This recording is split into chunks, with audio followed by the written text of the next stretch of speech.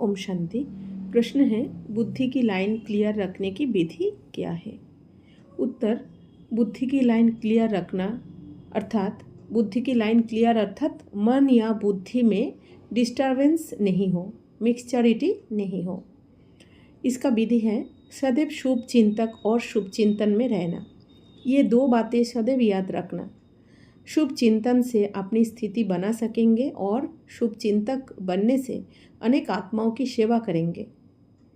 बुद्धि में किसी प्रकार का विघ्न न आए, इसके लिए सर्वशक्तिमान ज्ञान सूर्य के साथ अटूट अटल एक रस संबंध हो। फिर जो चलते चलते पुरुषार्थ में माया का अंधकार व धुंध आ जाता है वो भी हट जाएगा। अटूट, अचल, अथक इन तीनों में से एक बात में भी कमी है तो समझना चाहिए कि बुद्धि की लाइन क्लियर नहीं है। इसके लिए मुख्य पुरुषार्थ है 1 सेकंड में आवाज़ में आना, 1 सेकंड में आवाज़ से परे हो जाना। ऐसा अभ्यास इस वर्तमान समय में बहुत आवश्यक है। जैसे जैसे अव्यक्त स्थिति में स्थित होते जाएंगे वैसे वैसे नयनों के इशारों से किसके मन के भाव जान जाएंगे। कोई से बोलने व सुनने की आवश्यकता नहीं होगी।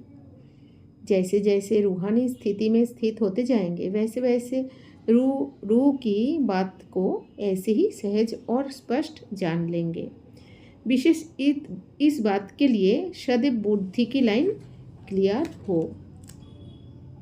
उदाहरण, जैसे आजकल टेलीविज़न में देखते हैं तो सभी स्पष्ट दिखाई पड़ता है, तो उनकी बुद्धि और उनकी दृष्टि टेलीविज़न की भांति सभी बातें स्पष्ट देखेगी और जानेगी और कोई भी बात में पुरुषार्थ की मुश्किलात नहीं रहेगी। सिद्धि जितनी बुद्धि की लाइन अर्थात पुरुषार्थ की लाइन क्लियर होगी उतना कोई भी बात में उनके सामने भविष्य ऐसा ही स्पष्ट होगा जैसे वर्तमान स्पष्ट होता है। उनके लिए वर्तमान और भविष्य एक समान हो जाएंगे। कोई भी बात की कमी फील होती है तो उसको 1 सेकंड में परिवर्तन में लाना, इसको कहा जाता है हाई जंप देना। इसमें सिर्फ निश्चय और हिम्मत चाहिए। अपनी बुद्धि की लाइन क्लियर करेंगे तो हर बात का रिस्पॉन्स स्पष्ट और यथार्थ होता है और सहज ही सफलता प्राप्त होती है। प्रश्न है, बुद्धि रूपी नेत्र को पावरफुल बनाने की विधि क्या है? उत्तर, अपनी बुद्धि रूपी नेत्र को क्लियर और केयरफुल रखना और इन एडवांस नॉलेजफुल होकर परखना, जिससे कभी भी माया से हार नहीं खाएंगे। याद की शक्ति अर्थात साइलेंस की शक्ति अपने में भरना है। अटेंशन और चेकिंग भी आवश्यक है। परखने की शक्ति पावरफुल हो तो कभी हार नहीं हो सकती। बुद्धि रूपी नेत्र पावरफुल ना होने के कारण परख की कमी अर्थात पहचान की कमी और नॉलेज की कमी होती है। उदाहरण, जैसे साइंस वाले अपने यंत्रों द्वारा जो भी कोई घटना जैसे कि तूफान व बारिश का आना व धरती का हिलना आदि पहले से ही जान लेते, ऐसे 3 प्रकार की स्थिति से आने वाले विघ्नों को पहले से ही परख सकेंगे। विधि है 3 प्रकार की स्थिति से परख। 1, त्रिकालदर्शी होने के नाते कल पहले की स्मृति ऐसे अनुभव करते हो जैसे कि काल की बात है। 2, नॉलेजफुल की स्थिति। 3, बुद्धि रूपी नेत्र पावरफुल और क्लियर होने के कारण वह इन एडवांस की बातों को कैच कर लेते हैं। उदाहरण, जैसे बारिश होने वाली होती है तो प्रकृति पहले से ही सावधानी जरूर देती है। अगर नॉलेजफुल हो तो प्रकृति के विघ्न से बच सकते हैं। अगर नॉलेजफुल नहीं तो प्रकृति की जो भिन्न भिन्न छोटी छोटी चीज़ें दुख के व बीमारी के निमित्त बनती है उनके अधीन बन जाते हैं। याद की शक्ति अर्थात साइलेंस की शक्ति अपने में भरना है। अटेंशन और चेकिंग भी आवश्यक है। परखने की शक्ति पावरफुल हो तो कभी हार नहीं हो सकती। बुद्धि रूपी नेत्र क्लियर ना होने के कारण केयरफुल नहीं, केयरफुल ना होने के कारण नॉलेजफुल नहीं, नॉलेजफुल ना होने के कारण पावरफुल नहीं, पावरफुल ना होने के कारण जो विजय की प्राप्ति होनी चाहिए वह नहीं होती। सिद्धि, जितना आत्मारूपी नेत्र को पावरफुल क्लियर बनाते जाएंगे उतना कोई भी अगर विघ्न आने वाला होगा तो पहले से ही ये महसूसता आएगी कि आज कोई पेपर होने वाला है, इन एडवांस मालूम पड़ता जाएगा, तो पहले से ही होशियार होने के कारण कभी भी हार नहीं होगी, विघ्न में सफलता पा लेंगे। प्रश्न है, बुद्धि के अभिमान के बंधन से मुक्त बनने की विधि क्या है?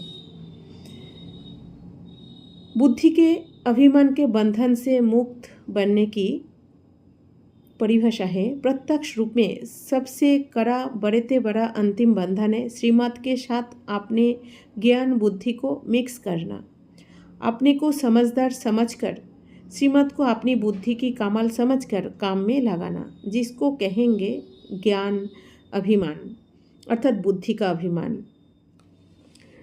विवरण, कोई भी बात में अगर कोई मधुर शब्दों में भी कमजोरी का इशारा दे और उसी समय कोई संस्कार स्वभाव व सर्विस के लिए बुराई आकर करते हैं तो दोनों ही बातें सामने रखते हुए सोचो कि ज़रा भी वृत्ति में व दृष्टि में व सूरत में फ़र्क आता है? ज़रा भी फर्क नहीं आए, ज़रा भी हिम्मत उल्लास में अंतर नहीं आए, इसको कहा जाता है इस बंधन को क्रॉस करना। इस बंधन से क्रॉस किया तो मानो सभी से बड़ा जंप दिया। अगर मुख से ना बोला लेकिन सुनी हुई बात का व्यर्थ संकल्प भी चला तो इसको कहेंगे बड़ा बंधन। विधि, निंदा स्तुति हार जीत महिमा व ग्लानि में समान, अर्थात बुद्धि में नॉलेज रहेगी कि ये हार है, ये जीत है, ये महिमा है, ये ग्लानि है, लेकिन एक रस अवस्था व स्थिति से डगमग ना हो, इसको कहा जाता है समानता। इस कड़े बंधन को क्रॉस करने के लिए सदैव ये बातें याद रहे कि हम कल्याणकारी बाप की संतान हैं। जो भी देखते हैं सुनते हैं उनमें अकल्याण का रूप होते हुए भी अपनी कल्याण की बात को निकलना है। भले रूप अकल्याण का हार व ग्लानि का हो, क्योंकि स्थिति को डगमग करने के कारण ये तीनों ही होते हैं। उस अकल्याण के रूप को अकल्याणकारी के रूप में ट्रांसफर करने की शक्ति व ग्लानि को भी उन्नति का रूप समझ धारण करने की शक्ति व हार से भी आगे के लिए 1000 गुना विजयी बनने की हिम्मत, उल्लास और युक्ति निकलने की शक्ति अगर आपने पास है तो कभी भी सूरत और सीरत में उनका असर नहीं पड़ेगा। संस्कारों के समानता वाली सखी और ग्लानि करने वाली दोनों के लिए अंदर स्नेह और सहयोग में अंतर ना हो, इसको कहा जाता है अपकारी पर उपकार की दृष्टि अथवा विश्व कल्याणकारी बनना। ऐसी स्थिति आप बन जाती है तो संपूर्णता के समीप है। सिद्धि, कोई भी बात को व समस्या को ट्रांसफर कर ट्रांसपेरेंट बनना है अथवा अपकारी पर भी उपकारी बनना है।